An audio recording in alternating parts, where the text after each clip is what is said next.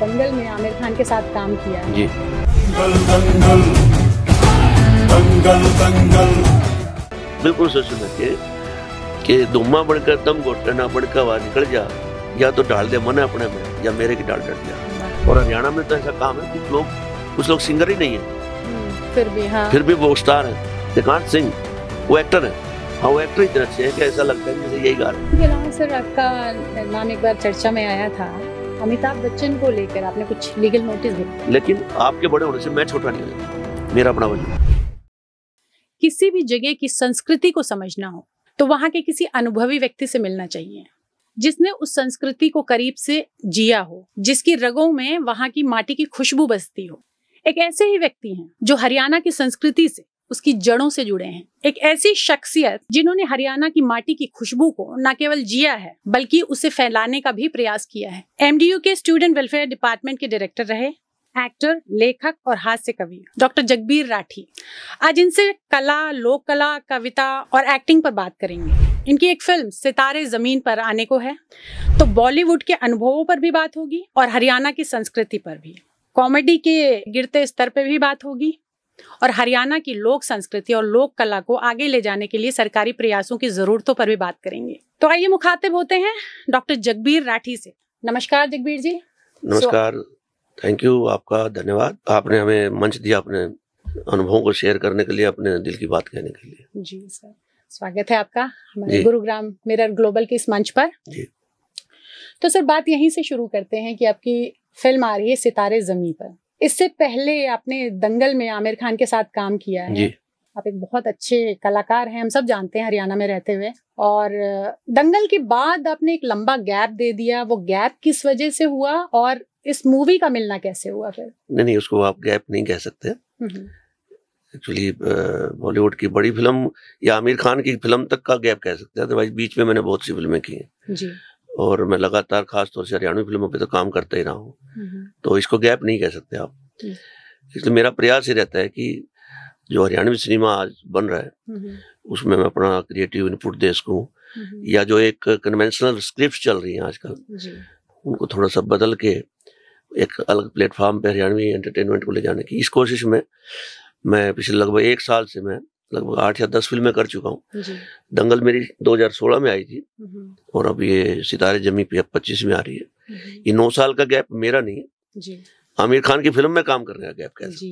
नहीं, खैर मेरा अभी प्रोफेशनल स्टेटस वो तो नहीं है कि मैं ये कहूँ कि मैं ये काम करूंगा या नहीं करूँगा। हाँ, एक काम मैंने जरूर किया है कि पिछले कुछ दिनों में मेरे पास जो ऑफर आती थी या स्क्रिप्ट्स आई हैं जिनमें गाली गलौज होती थी, खुली गालियां होती थी, मैं उनको मना कर देता हूँ। इस मामले में मैं चूजी हूँ। हालांकि कुछ ऐसे रोल भी मैंने छोड़े हैं जिनको करके मैं स्टार नहीं, पछताना मुझे कुछ नहीं है, स्टार लेवल भी मैं हासिल कर सकता था। इवन लाफ्टर चैलेंज में भी मैं जब गया था तब भी जो स्क्रिप्ट मुझे पढ़ने को दी गई थी तो मैंने भी इसलिए मना किया था कि उसमें डबल मीनिंग डायलॉग्स बहुत थे। तो मुझे लगता है कि कलाकार के लिए ना पैसा कमाने के लिए कुछ भी करना तो इतना व्यावसायिक मुझे नहीं होना है। भगवान ने मुझे एक आर्ट दी है, मेरे को किसी हुनर से नवाजा है तो मैं उसको भगवान की तरफ से एक ड्यूटी समझता हूँ कि मुझे सोसाइटी के वेलफेयर के लिए उसको एग्जिबिट करना है, उसका प्रदर्शन करना है। मैं अपना लेवल ऊंचा करने के लिए नीचे नहीं गिर सकता। जी। तो जैसे कि हम सब तो परिचित हैं ही हैं आपकी कला से, आपके लेखन से, आपने किताब भी लिखी है, आज से कविता भी की है। तो आपने शुरुआती दौर से ही, चूंकि आप एक जॉब में भी रहे हैं गवर्नमेंट में, तो आपने शुरुआती दौर से क्या सोचा था कि मैं एक्टिंग करूंगा, या बैकग्राउंड कुछ ऐसा रहा हो जिसने आपको मतलब प्रभावित किया हो कि मुझे इस दिशा में जाना है? नहीं, मेरे परिवार का कोई कलात्मक बैकग्राउंड नहीं है, मैं सीधा सीधा एक किसान परिवार से हूँ। मेरे परिवार में कोई आर्टिस्ट नहीं है, राइट। हाँ, अब मेरा बेटा लिखता भी है और वो क्रिएटिव है, वो पेंटिंग भी करता है, लेकिन मेरे से पहले जो मेरे भाई बहन या मेरे परिवार में मैं पहला व्यक्ति हूँ। तो आपका रुझान कैसे डेवलप हुआ इस ओर? मुझे लगता है कि भगवान ना हर चीज को अपने रंगों से रंग के बनाता है, तो कुछ भगवान ने दिया होगा मेरे अंदर ताकि हाँ। लेकिन मैंने ये महसूस किया कि मैं जब छोटा सा तब से लेकर अब तक आम लाइफ को ऑब्जर्व बहुत करता हूँ। भाई कौन व्यक्ति किस हाल में है और वो किस मनस्थिति में है, या इसके साथ क्या हुआ तो इस पर क्या असर पड़ा होगा, या ये खुश है तो इसकी खुशी की भाव भंगिमाएं कैसी हैं, और ये खुशी में कैसा दिखता है, या आदमी दुखी है तो दुख में कैसा उसको फील होता है। ये ऑब्जर्व मैं करता रहता हूँ, तो शायद इसी से कुछ अभिनय क्षमता मेरे अंदर पैदा हुई होगी। जी, तो आपने थिएटर भी किया है, एक्टिंग भी की है, अच्छी एक्टिंग की है। जो दंगल जिसने भी देखी, वो कुछ मिनटों की एक्टिंग ने जो छाप छोड़ी है दर्शकों पे कि सब पराठे खाएंगे, वो अभी भी डायलॉग लोगों के मन में बसा हुआ है। तो तरह की छाप छोड़ना, उसके बाद फिर क्या अपने प्रयासों में आपकी कमी रही या उधर से उस तरह का ऑफर ही नहीं आया? मैंने बताया कि एक तो मैं जॉब में था, और दूसरा मैं हरियाणा में रह के ज्यादा अच्छा काम करना चाहता हूँ कि मैं वहाँ काम करूँ और हरियाणवी बोली को, हरियाणवी सिनेमा को एक ऐसी ऊंचाई दे सकूं। अब जो मेरे क्रिएटिव इनपुट्स हैं, या जो आप कहते हैं मैं एक्टिंग अच्छी करता हूं, तो मैं अपने अच्छे अभिनय से बिना कोई उल्टी सीधी चीज किए साफ सुथरी फैमिली फिल्म दे सकूं।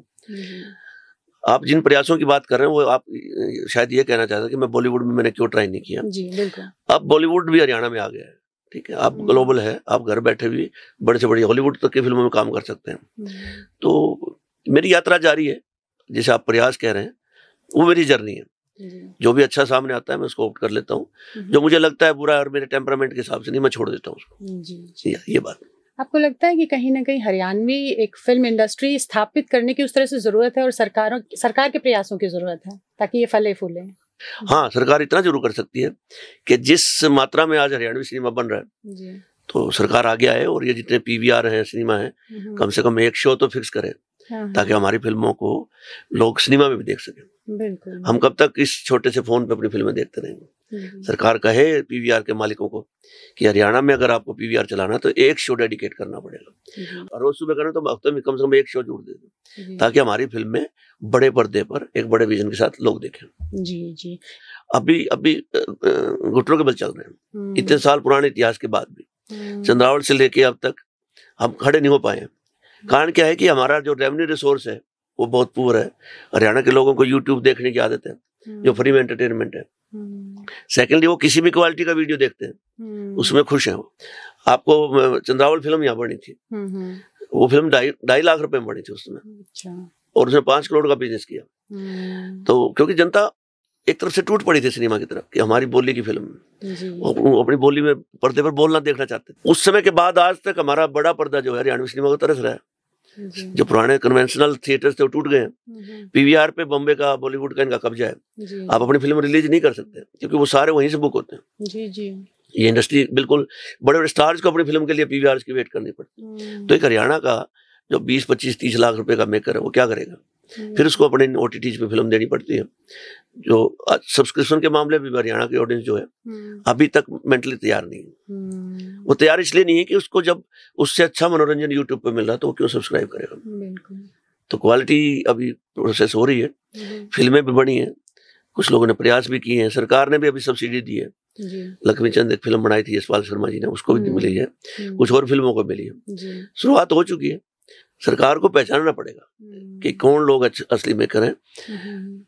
फिल्म मेकिंग से लोगों की मानसिकता बदली जा सकती है। आज ये वायलेंस आप जो देख रहे हैं, हरियाणा में कितनी घटनाएं ऐसी हुई हैं जिन्होंने फिल्म के पैटर्न पे वायलेंस किए।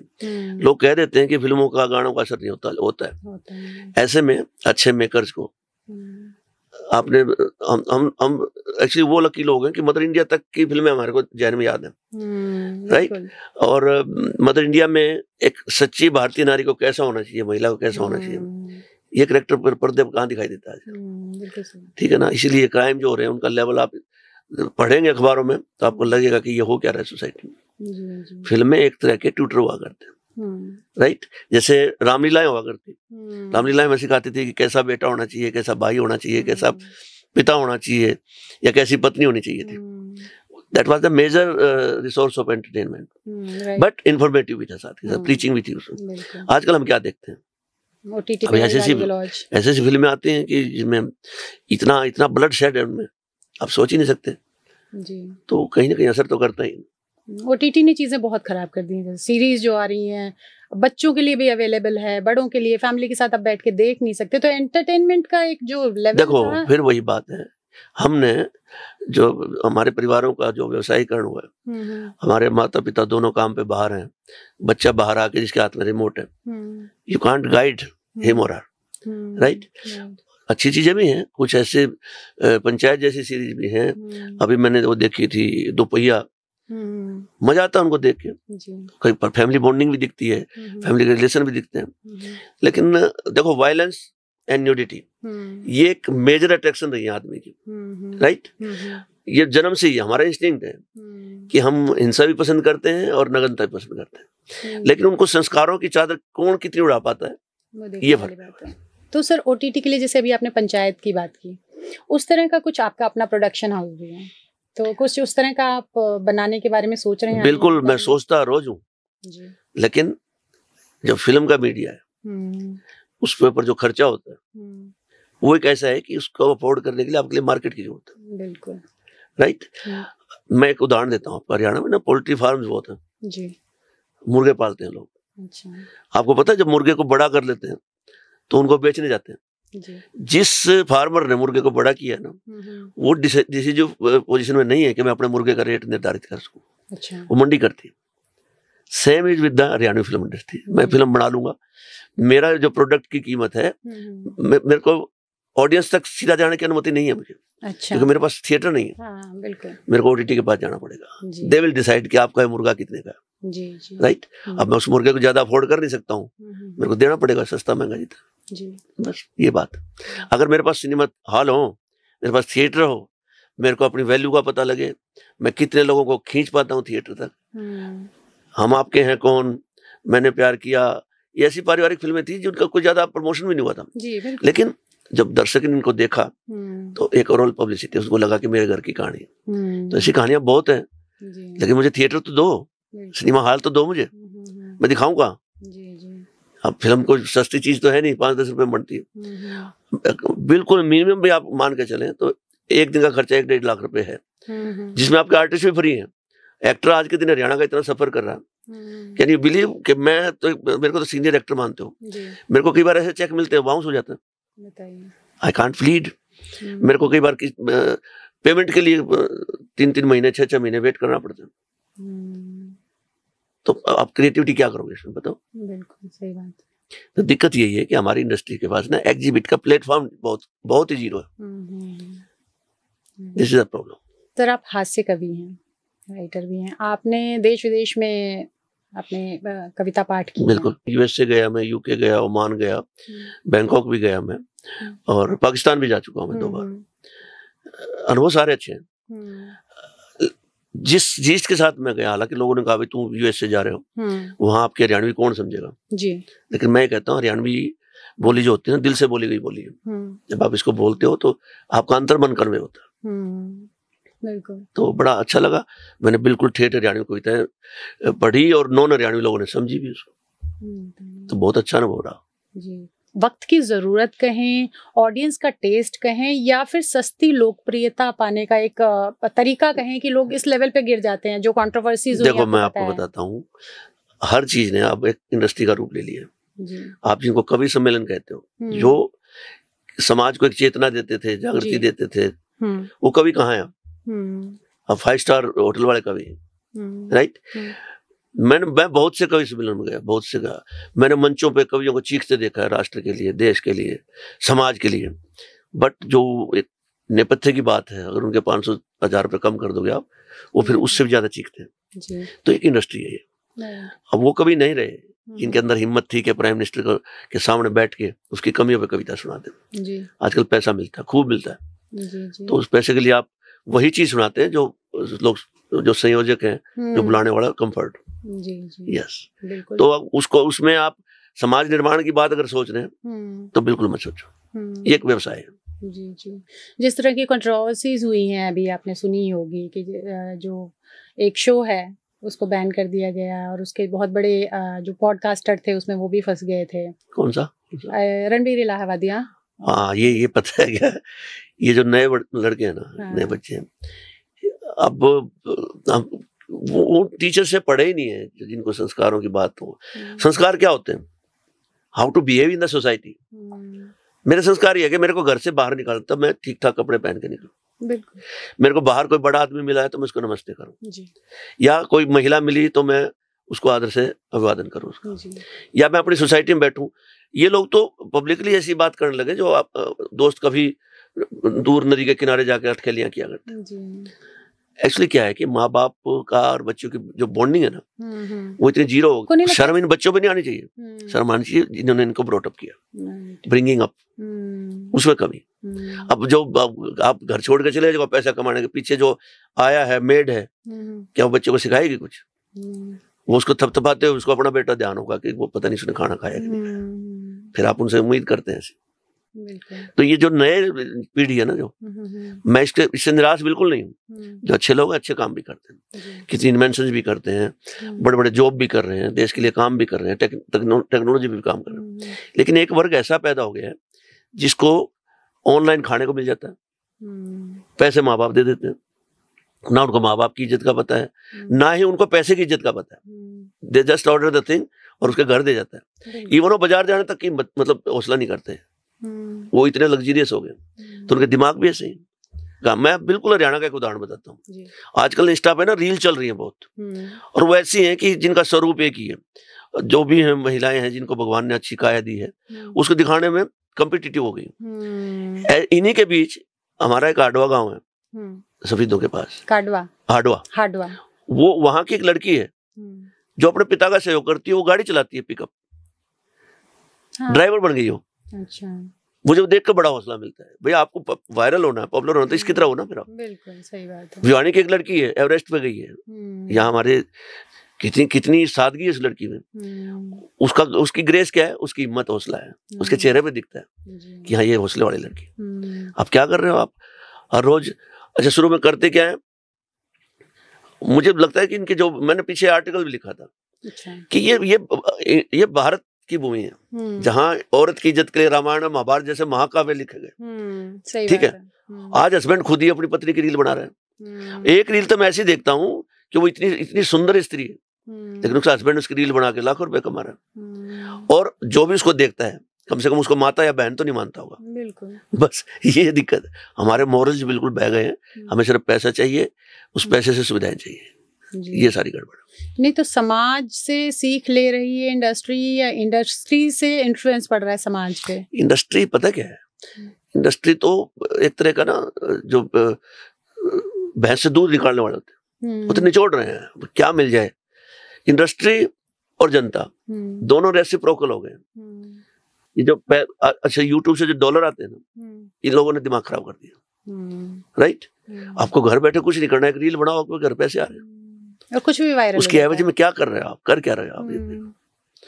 मैं तो पीछे एक आर्टिकल भी लिखा था, भी हो सकता है मोहल्ले में कोई नई वो आए, उसका मुंह दिखाई डालने कोई औरत जाए तो कहते ये तो मैंने नाचती देखी इंस्टाग्राम पे। सही बात है। ये सोसाइटी है क्या हमारी? मोर ओवर, अभी पीछे भारत पाकिस्तान की टेंशन नहीं, पीछे रिपोर्ट आई थी कि टीवी की खबरों के बजाय लोगों ने आईपीएल ज्यादा देखा है। क्या करोगे सोसाइटी का? हम लोगों ने सोसाइटी में एक दूसरे की दुख तकलीफें जानना छोड़ दिया। राइट, इसीलिए रोज खबर, अभी परसों ही एक फैमिली ने सुसाइड किया, कार में 7 लोग मर गए।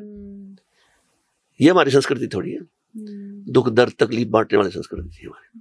फहीम बदायूनी का बड़ा जबरदस्त शेर है, मैं हमेशा याद रखता हूँ कि पूछ लेते गर वो मिजाज मेरा, यही तो था इलाज मेरा। तो कौन किसका इलाज कर रहा है? ये बात। सर आपने शेर सुनाया, तो अपनी कुछ कविताएं सुनाइए, बहुत अच्छी लिखी। मैं हरियाणवी में ना, लोग कहते हैं हरियाणवी लठमार बोली है, लेकिन मेरे को इस बोली से अच्छा कुछ नहीं लगता, क्योंकि इसमें जितनी सारगर्भित है, जितने वजन हमारे इस बोली में है, एक एक बात में। मैं तो हर 4 पंक्तियां लिखी थी हरियाणवी की, जिसमें हर बात का सोल्यूशन है। आप राजनीति की बात करो, धर्म की बात करो, परिवार की बात करो, आपस के बिगड़ते रिश्तों की बात करो, इन 4 लाइनों में बिल्कुल सोल्यूशन है कि धुम्मा बनकर दम घोटे ना बनकर वहां निकल जा, या तो डाल दे मन अपने में, या मेरे की डाल डर जा। पर्वत के 2 शिखर मिल नहीं सकते, मिलन का के जतन हो, लाज बहुंगा मैं बन झरना सा, तू भी बर्फ बनकर पिघल जा। हम कहाँ समर्पित हैं एक दूसरे पर? We are adamant.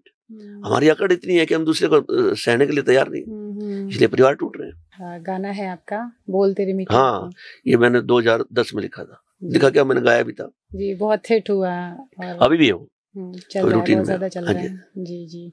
तो वो कैसे वो बना और कैसे हिट हुआ, और उसके बाद आपकी कुछ चेंजेस आए हो लाइफ में? मैंने ना, देखो लोगों की बात सुननी चाहिए, जो अच्छे लोग हैं, अच्छे रचनात्मक लोग हैं। मैं कुछ समय के लिए मुंबई था, तो वहाँ मनोज कुमार जी से 1-2 बार मेरी भेंट। अच्छा। तो उन्होंने बात बात में ना कंपेयर किया था आजकल के गीतों को और पुराने गीतों को, या पुराने आजकल की फिल्मों को या पुरानी फिल्मों को, या नायक नायिका के बिहेवियर को जी। तो उन्होंने एक ही बात की थी, जब तक आप जिससे प्यार करते हैं उसके प्रति सम्मान नहीं होगा, इज्जत नहीं होगी, तो उसके लिए अच्छे शब्द कहाँ से लिख सकते हैं, राइट। तो ये गीत नायिका के प्रति एक सम्मान का प्रतीक है कि उसमें इतने गुण हैं, बोल तेरे मीठे मीठे, बात तेरी साची लागे, भाई आप मृदुभाषी हैं और हर समय आप जो बात कहती हैं सच्ची होती है उसमें, मना मत पूछ मने तू क्यों अच्छी लागे, भाई कोई लिमिट नहीं है, हाउ कैन आई एक्सप्लेन कि तुम क्यों इतने मुझे अच्छे लगे, है ना, क्योंकि तुम हो ही ऐसी, शान से तेरी गजब की, तुम दिखने में बहुत अच्छी, तेरे पे मेहर से रब की, भले ऐसा लगता है भगवान ने आपको खुद अपने हाथों से बनाया, तो खुशबू की लड़ी से, भाई every behaviour, every instinct is giving fragrance. तो ये कहाँ लिखते हैं आप, तो पता नहीं क्या क्या लिखते हैं लोग।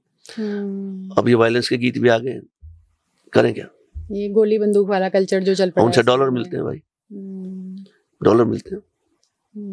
आप प्यार मोहब्बत की रिश्तों की बात करोगे तो उसमें तो वाह वाह तो मिल जाती है, लेकिन वायरल नहीं होते, वायरल नहीं होगे तो आपको डॉलर नहीं मिलेंगे, वाह वाह से काम चलेगा नहीं। और हरियाणा में तो ऐसा काम है कि लोग, कुछ लोग सिंगर ही नहीं है, फिर भी हाँ, फिर भी वो स्टार हैं, दे कांट सिंग, वो एक्टर है, हाँ वो एक्टर इतने अच्छे हैं कि ऐसा लगता है कि जैसे यही गा रहे हैं, एक्टर परफेक्ट हो।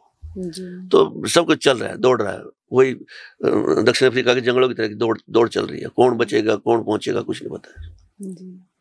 आपकी फिल्म दंगल की बात करते हैं फिर से सर, तो आपका कुछ अनुभव शेयर कीजिए, क्या एक्सपीरियंस रहा आमिर खान के साथ काम करने का, क्या एक्सपीरियंस रहा? आमिर खान के साथ मैंने 2 फिल्मों में पूरे 2 दिन शेयर किए। अच्छा। क्योंकि मेरे पूरे सीन में हम दोनों दिन, और कोइंसिडेंस था कि एक ही टेबल पे हमारे सीन थे, इसमें भी ऐसा ही था। अच्छा। तो वहां भी जिस दिन मैं दंगल की शूटिंग कर रहा था, तो क्योंकि एक टेक में आपको बहुत समय लगता है, इस दौरान बातचीत करने का मौका मिलता है जी। बड़ा जो व्यक्ति होता है ना, बड़ा, वो सिर्फ गुण से बड़ा नहीं होता, व्यवहार में, आपके एक्सप्रेशंस में, दूसरों के प्रति आपकी सोच में, हर तरह से बड़ा होता है। आमिर खान में वो बात है। और जब उसकी फिल्म आई थी गजनी, तो मेरा बेटा तब से उसका थोड़ा सा फैन था, तो मैंने टेबल पे ही बताया कि इस तरह मेरा बेटा आपका फैन है और क्या आप बात करेंगे, तो कहना मैं कर लूंगा। तो मैंने फोन मिला के मेरे बेटे को, मैं कह लो आमिर सर बात करेंगे। कैन यू एक्सपेक्ट कि उस बंदे ने क्या कहा? आमिर ने मेरे बेटे को कहा कि चिन्मय मैं तेरे पापा के साथ काम कर रहा हूँ, अच्छा, and he is a very good actor. जो आमिर खान का स्टेटस है वो ये कह सकते थे कि आपके पापा मेरे साथ काम कर रहे हैं, लेकिन उसका बड़प्पन नहीं है। उन्होंने मेरे बेटे को ये फील नहीं कराया कि उसके फादर जो है इस जूनियर आर्टिस्ट हुए। सेम हैपेंड इसके सितारे जमीन पे। एक शेड्यूल मेरा मुंबई हुआ था, एक दिल्ली में हुआ था। अच्छा। उस दिन 18 मई को शूट था और मेरी शादी की सालगिरह थी। अगेन टेबल पे बैठे थे, बात में तब तक मैं उन्होंने आइडेंटिफाई कर लिया था कि I am the same person Dangal में जिससे बात हुई थी। तब थोड़ा सा इनफॉर्मल बात करना, तो मैंने उनको बताया आज मेरी शादी की सालगिरह। कैन यू बिलीव, कोई बंदे कहा अपनी वाइफ को बुलाओ, हम आज यहीं केक काटेंगे सेट पे। दिल्ली में शूटिंग थी, मैंने रोहतक फोन करके मेरी वाइफ को, बेटे को, दोनों को बुलाया। और मेरी शादी का सबसे बड़ा तोहफा मुझे क्या लगा, जब सेट से फ्री हुए, उस समय वहां शिखर धवन भी था, जेनेलिया भी थी, हम लोग बैठे बात कर रहे थे, तो मैंने आमिर को जाके बताया कि मेरा बेटा आ गया। जहां हम बैठे थे वहां से लगभग 100 मीटर दूर मेरा बेटा खड़ा था। कैन यू बिलीव कि आदमी खड़ा होकर मेरे बेटे को रिसीव करने गया। बहुत कम देखने को। तो ऐसा उसकी कोई मजबूरी नहीं थी। तो वो व्यवहार में बहुत बड़ा आदमी। अब कुछ लोग उसका विरोध करते हैं, कुछ करते हैं, मैं तो इन इश्यूज पे जाता नहीं, but as a human being वो कमाल का आदमी। और शायद इसी कारण वो अच्छी फिल्में बनाता है, क्योंकि जो आदमी दिल का अच्छा होता है उसकी रचनाएं भी अच्छी होती है। यस। तो सर कभी ऐसे रिजेक्शंस मिले हैं आपको, मुंबई गए हो, बॉलीवुड में काम करने की चाह जताई हो और नहीं हो पाया हो? रिजेक्शन अब ऑडिशन भेजते हो जाता है। आजकल फिल्मों में काम करना का वो नहीं है कि मुझे अमिताभ बच्चन को ही लेना है, मुझे शाहरुख खान को लेना। आजकल के जो नए मेकर्स हैं वो इतने परफेक्ट हैं कि वो कंटेंट में विश्वास रखते हैं। कौन व्यक्ति इस रोल में फिट होगा, वो नया है पुराना, उनका इस बात से कोई फर्क नहीं पड़ता, राइट। और ऐसा होता तो अब क्यों बड़े बड़े एक्टर्स खुद ही फिल्म बना रहे हैं, बड़े बड़े एक्टर आप खुद अपनी फिल्में बना रहे हैं। अब वो नहीं जाता कोई मैं आपको साइन करने जा रहा हूँ, ऐसा कुछ नहीं है। जो नए बच्चे हैं, नए मेकर्स हैं, नए क्रिएटर्स हैं, वो इतने कमाल के हैं कि वो कंटेंट पे ध्यान देते हैं। जी। और नई पीढ़ी के जो एक्टर्स भी हैं, मैं हरियाणा के एक्टर की बात करता हूँ, जयदीप अहलावत जी। वो इतना उसके प्रति ना, अभी उनके पीछे उनके फादर की डेथ हुई, वो 15 दिन इतने लो प्रोफाइल पे अपने गांव में रहा है और वो इतना बड़ा एक्टर है। मैंने स्पेशल उसको मैसेज किया कि आजकल लोग तो उंगली कटने पे ही सोशल मीडिया में तमाशा कर देते हैं, तुमने इतनी बड़ी तकलीफ को सिर्फ अपने संस्कारों और रीति रिवाजों के अनुरूप रखा। मैं उससे बहुत इम्प्रेस हुआ। तो वो लोग अपने काम के प्रति प्रोफेशनल हैं और इसको अपना काम मानते हैं। मैं एक्टर हूं तो मेरा काम है, उसके लिए मैं हवाबाजी क्यों करूं? जो एक कहावत है ना, थोथा चना बाजे गणा, जिन लोगों के पास कुछ नहीं है वो ज्यादा बचते हैं। जयदीप अहलावत एक बहुत बड़ा स्टार है और गांव में जो उसने बिहेव किया एज ए ह्यूमन बीइंग भी मेरे नजर में बहुत ज्यादा इज्जत बढ़ गई है। वो कमाल का आदमी है।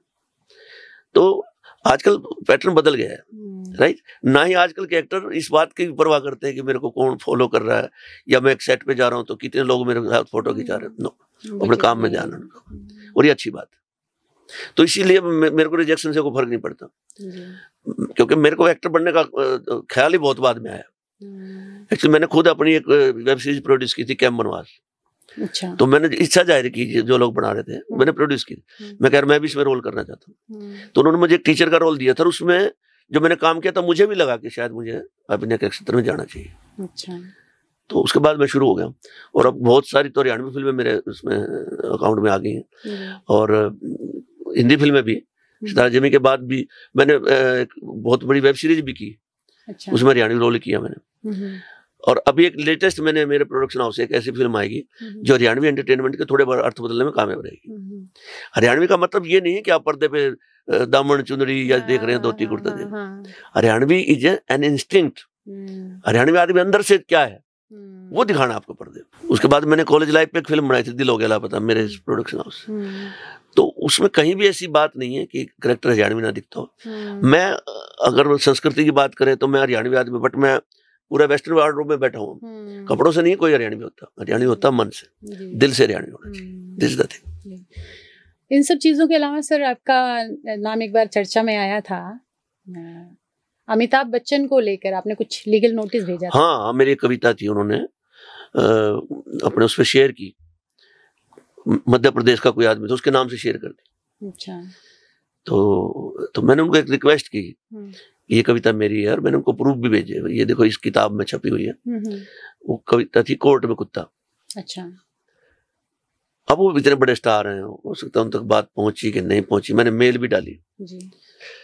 तो देखो मैंने उनको भी कहा बाद में, हालांकि उन्होंने उस पर अपॉलॉजी फील की, तो मैंने उनको एक ही बात कही थी, उनका फोन भी आया, तो मैंने उनको ये बात की, आप बहुत बड़े एक्टर हैं, बहुत बड़े एक्टर, इतने बड़े कि मैं कभी जीवन में बढ़ने की सोच भी नहीं सकता, लेकिन आपके बड़े होने से मैं छोटा नहीं हो जाता, मेरा अपना वजूद है, ये कविता मेरी है। और कोई भी रचना किसी भी, मैंने तो उनको ये कभी, आपके फादर कवि थे, उनकी कविता मैं अपने नाम से छापूं तो शायद उनकी आत्मा को ठेस पहुंचेगी, लेकिन हो सकता है ज्यादा बिजी हो इस बात पे या वो लाइटली ले गए हो। फिर मेरे एक वकील हैं, हम लोगों ने नोटिस दिया उनको, उनकी तरफ से अपॉलॉजी आई। बस मेरी लड़ाई इतनी थी कि जो अपनी रचनाएं हैं, अपने बच्चे हैं, उनको अपने माँ बाप का नाम ही मिले तो अच्छा है, क्योंकि कोई भी क्रिएटिविटी, कोई भी रचना, कोई भी कविता, कोई भी गीत रचनाकार के लिए बच्चे के समान होता है, और हमारे बच्चे को कोई और कोई अपना नाम कैसे दे सकता है, ये लड़ाई थी। तो उसके बाद उसका कुछ फायदे नुकसान हुए उस तरह से? नहीं, मुझे उसमें जाना भी नहीं था, मुझे उनको रियलाइज कराना था कि क्योंकि वो खुद एक कवि के बेटे हैं तो इस चीज को समझते होंगे, समझा होगा, इसलिए अपॉलॉजी फील की। अदरवाइज मेरा और उनका जो लेवल है, मैं तो बहुत छोटा हूँ, लेकिन छोटा होते भी मैं अपनी जगह एग्जिस्ट करता हूँ। मैं हमेशा जीवन में मेरा सिद्धांत रहा, मैं जितना भी हूँ मैं हूँ, बस ये बात थी। बहुत बढ़िया सर। तो सितारे ज़मीं पे जो मूवी आ रही है उसमें आपका किस रोल में देखने को? और इसमें मेरा रोल बड़ा अजीब सा है, हालांकि मैं खुद करते करते ना मेरी आंखों में पानी आ गया। इसमें ना 10-12 बच्चे ऐसे कास्टेड हैं जो रियल में इनको थोड़ी दिक्कत है। अच्छा। है ना, थोड़े चैलेंज है। तो जो मेरा रोल है, मेरा एक जो रोल में मेरे साथ एक बच्चा काम करता है और मैं उससे मिसबिहेव करता हूँ। अच्छा। राइट। तो अब क्योंकि एक्टर को तो करना ही होता है, लेकिन डायरेक्टर जब मैंने रोल किया उसमें एक कई चीजें बड़ी रूह को छूने वाली थी। जब मैं सेट पे था तो मेरे साथ एक गुजरात का लड़का है जो काम कर रहा है, देसाई समित, जो एक ऐसे लड़के का रोल कर रहा है जो मेरे यहाँ काम करता है। तो मैं उसको सपोर्ट कर रहा था। तो डायरेक्टर ने मेरे को एक तरफ ले जाए, कहा कि आप इसको ना बिल्कुल भी कुछ गाइड मत करें। अच्छा। देन आई सेड कि मैं तो इसके कंफर्ट के लिए बात कर रहा हूँ। कैन यू बिलीव कि डायरेक्टर ने क्या कहा, कहते इसको पता नहीं कंफर्ट क्या होता है, डोंट ट्राई प्लीज। तो ये सुन के तो तकलीफ हुई मुझे। तकलीफ क्या हुई, चलो जैसा भगवान ने जिसको बनाया। और अच्छी बात तो है कि वो एक इतनी बड़ी फिल्म में काम कर रहे हैं बच्चे। तो मेरा तो यही मैसेज है कि लोग ना एक व्यक्ति के विरोध में ना जाएं, उन 12 बच्चों की मेहनत का सम्मान जरूर करें जिन्होंने जीवन में कुछ ना कुछ आगे बढ़ के एक उपलब्धि हासिल की है। जी, उनका कोई बैकग्राउंड नहीं है एक्टिंग कोई का, बैकग्राउंड नहीं है। बिल्कुल रॉ आज बल्कि आज अखबार में है कि लगभग 1000 ऐसे बच्चों का ऑडिशन करके उसमें से 150 बच्चों को शॉर्ट लिस्ट किया गया था। उन 150 में से 12 हैं ये। अच्छा। इनको ये लगा और उनको अब महीनों उनको बास्केटबॉल कोर्ट में प्रैक्टिस करवाई गई है। अब ये तो दर्शकों पे है वो उनको कैसे रिसीव करते हैं। जी जी। अगर हम संजीदा नहीं है तो हम कुछ भी बोल सकते हैं, लेकिन अगर थोड़ा बहुत भी संजीदगी किसी बची हुई है, किसी हमारे साथी, हमारे धरती पर रहने वाले, हमारे अपने मानवता के प्रति किसी के मन में इज्जत है, तो कोई एडवर्स बात नहीं बोलेगा, ऐसा मुझे लगता है। तो सर आपके एक्टिंग करियर की शुरुआत कैसे हुई? मैं भी जॉब से जब मेरी सेवाएं समाप्त हुई तो लोगों ने कहा कि आपकी अब रिटायरमेंट लाइफ शुरू होगी। हालांकि मुझे लगता नहीं था कि मैं रिटायर हो गया हूँ। तो मुझे लगा, फिर मैंने कहा जॉब से रिटायर हुआ। उसके बाद मैं अमिताभ बच्चन जी को देखता हूँ किस एज में कितना काम कर रहे हो। तब मैंने कैलकुलेट किया, मैंने लोगों को बताना शुरू किया कि अभी तो मेरे 40 साल पड़े हुए हैं काम करने। मैं इतना ऑप्टिमिस्टिक हूँ और मैंने उसी स्पीड से काम भी किया। इस पिछले 1 साल में मैं लगभग 7 या 8 हरियाणवी फिल्में कर चुका हूँ, सितारे जमी पे कर चुका हूँ, एक वेब सीरीज कर चुका हूँ। तो आप काम करते रहोगे तो आखिरी सांस तक काम कर रहे हो। अच्छा महसूस हो रहा है कि मैं अब अपने लिए काम कर रहा हूँ। हाँ, मैं जब तक जॉब में था मैंने अपनी कम्युनिटी के लिए, स्टूडेंट कम्युनिटी के लिए खूब काम किया और मैं लकी भी समझता हूँ। कुछ बच्चे ऐसे थे जिनकी जेब में पैसा नहीं होता था। मैं एक छोटा सा मेरे को उदाहरण याद आता है। स्टूडेंट के अलावा भी मैं फिर बार बार यही कहता हूँ कि भगवान ने आपको कोई हुनर दिया है ना, वो आपको पैसे कमाने के लिए नहीं दिया है। पैसे तो आप कहीं भी रोजगार मजदूरी करके कमा सकते हो। वो टैलेंट आपको इसलिए दिया गया है कि आप सोसाइटी की सेवा कर सके। मैं लाफ्टर चैलेंज के एक शो में गया था, लाफ्टर का शो था। मेरे को उस दिन 51,000 रुपीज मिले थे। मैं जब नेक्स्ट डे उठा हूँ तो नरवाणे के पास एक किसान की भैंस करंट से मर गई थी। तो मैंने वो सारे के सारे पैसे उस किसान के पास भेज दिए थे। राइट। मैं LPU में कवि सम्मेलन करके आया, शहीद भगत सिंह पर कविता सुनाई, मेरे को मिले थे 31,000 रुपए। अगले दिन रोहतक आया तो हमारे कुछ रंगकर्मी भगत सिंह पर नाटक कर रहे थे, मैंने सारे पैसे उनको दे दिए। तो ये चीजें आपको ना रात को चैन की नींद देती है कि I am doing something for society. आपने हरियाणा में कहावत है कि किसी के घर छायादार पेड़ लगा तो किसी को अपनी छाया में नहीं बैठने दे, तो वो आदमी स्वार्थी, नुगरा बोलते हैं कि नुगरा आदमी छाया में नहीं बैठने दे। लेकिन अगर आपके घर में कोई छायादार पेड़ उगा है तो उसकी छाया पे सबका हक है। बना था। एक और किस्सा सुनाता हूँ। हिसार के पास एक गाँव है मंगाली, वहाँ गौशाला में सालाना कार्यक्रम होता है और बड़े बड़े देश भर से लोग आते हैं उस गौशाला में आर्थिक सहयोग करते हैं। तो हमें वहाँ कवि सम्मेलन के लिए बुलाया गया था। ये मैं आज पहली बार मंच इस पर माइक पे बोल रहा हूँ।